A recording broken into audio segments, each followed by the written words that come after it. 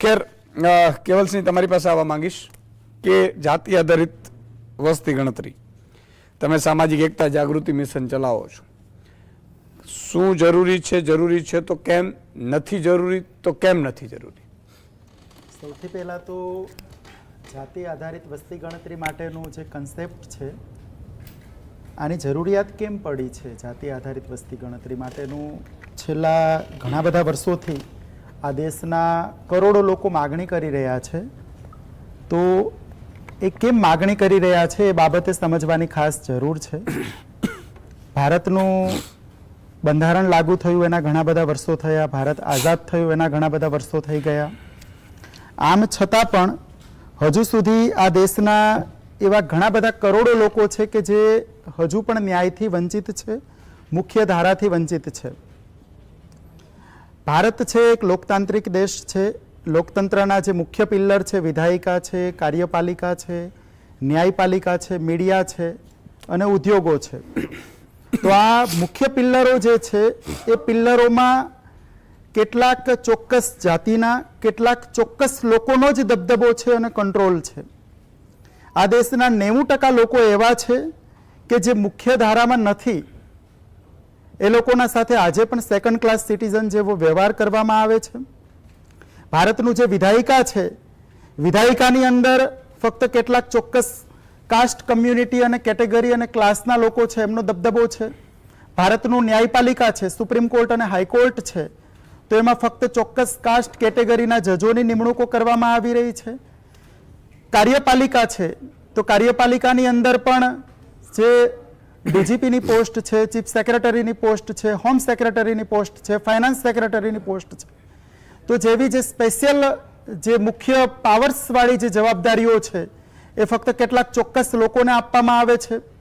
આ દેશનું જે મીડિયા છે, મેનસ્ટ્રીમ મીડિયા, આપણું જીએસટીવી તો અહીંયા જે છે એ સ્ટેટ લેવલ ઉપર કામ કરી રહ્યું છે અને એમનું કાર્યક્ષેત્ર એક રાજ્ય પૂરતું છે. પણ મેનસ્ટ્રીમ મીડિયા જે છે એ મેનસ્ટ્રીમ મીડિયામાં ફક્ત ચોક્કસ જે લોકો છે, ચોક્કસ વર્ગના લોકો છે, એ પોતાના હિત માટે, પોતાને યોગ્ય લાગે એ વસ્તુઓ જ એમનો પ્રચાર પ્રસાર સતત કરી રહ્યા છે. આ દેશનું જે ઉદ્યોગો છે એ ઉદ્યોગોમાં પણ ચોક્કસ કમ્યુનિટી અને વર્ગના લોકો છે કે એમનો દબદબો છે. ભારતની અંદર એસસી, એસટી કે ઓબીસી કમ્યુનિટીના એવા 10 લોકો પણ નહીં મળે કે જેમનું ટર્નઓવર 100 કરોડ રૂપિયા છે, એમની કંપનીનું ટર્નઓવર. તો જાતિ આધારિત વસ્તી ગણતરીનું મૂળ કારણ એ છે કે આ દેશમાં 135 કરોડ લોકોનો દેશ છે. આમ છતાં ફક્ત 5 કે 7 કરોડ લોકો છે કે જે 135 કરોડ લોકોના હકોનું એ પોતે ખાઈ રહ્યા છે. એમના અધિકારો જે છે એ 135 કરોડ લોકોના અધિકારો ફક્ત આ 5-7 કરોડ લોકો ભોગવી રહ્યા છે. જાતિ આધારિત વસ્તી ગણતરી માટે આપણે જો ડિટેલની અંદર ભૂતકાળમાં જઈએ તો વર્ષ 1931ની અંદર બ્રિટિશ ભારતની અંદર પ્રથમ વખત સર્વ સમાજના તમામ લોકોની જાતિ આધારિત વસ્તી ગણતરી કરવામાં આવી અને 1931ની જાતિ આધારિત વસ્તી ગણતરીના કારણે કમ્યુનલ એવોર્ડ જાહેર કરવામાં આવ્યો. એમાં શેડ્યુલ કાસ્ટ કમ્યુનિટીના લોકો છે, શીખ કમ્યુનિટીના લોકો છે, માઇનોરિટી કમ્યુનિટીના બીજા જે મુસ્લિમ સમુદાયના લોકો છે કે જે લોકો જે છે એ પ્રતિનિધિત્વથી વંચિત હતા, એમના માટે સ્પેશિયલ પ્રતિનિધિત્વ આપવા માટે કમ્યુનલ એવોર્ડ છે એ જાહેર કરવામાં આવ્યો. એ પછી મોહનદાસ ગાંધી અને ડૉક્ટર ભીમરાવ આંબેડકર વચ્ચે પૂના કરાર થયા અને એ પછી રિઝર્વેશન જે છે એમનું અસ્તિત્વ થયું.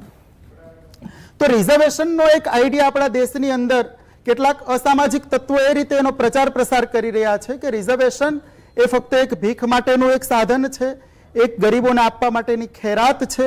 Reservation is not the matter of employment, reservation is the matter of representation.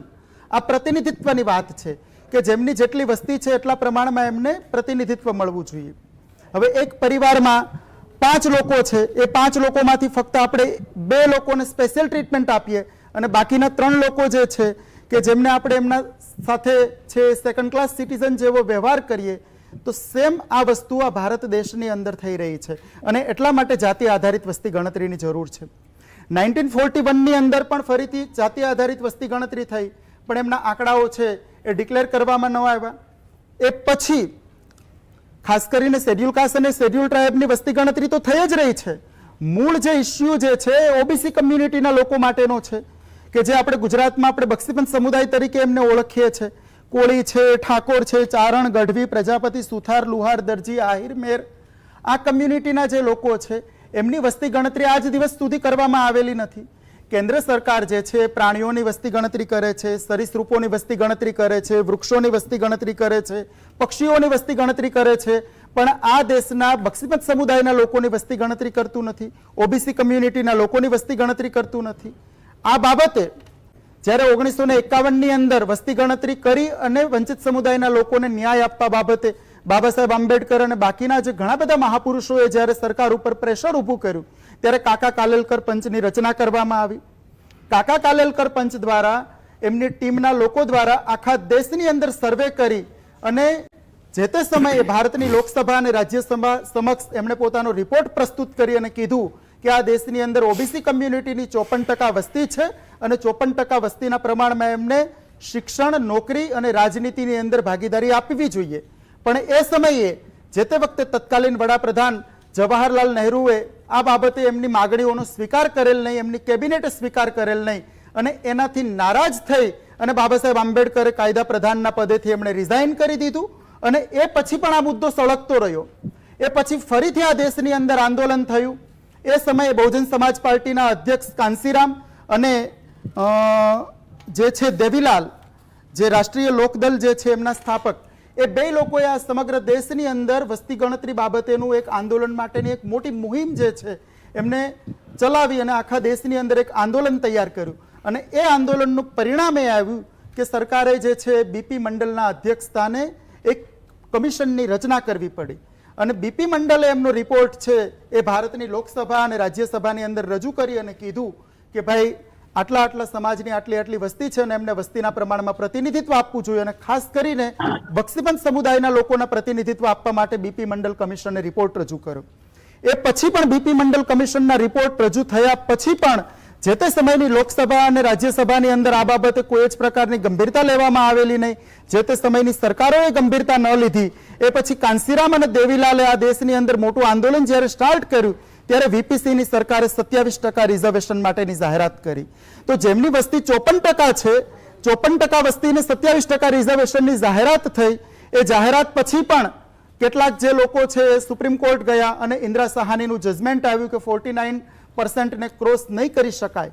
પણ જે બીપી મંડળના જે બીપી મંડળ કમિશનના જે શું કહેવાય કે ભલામણના આધારે 27% રિઝર્વેશન લાગુ થયું પણ એનો અમલ ફક્ત 4% જ થયો.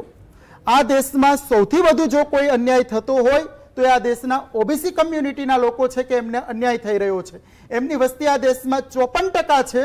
આમ છતાં પણ વિધાયિકા, કાર્યપાલિકા, ન્યાયપાલિકા, મીડિયા અને ઉદ્યોગોમાં એમનું પ્રતિનિધિત્વ ફક્ત ને ફક્ત 4% છે.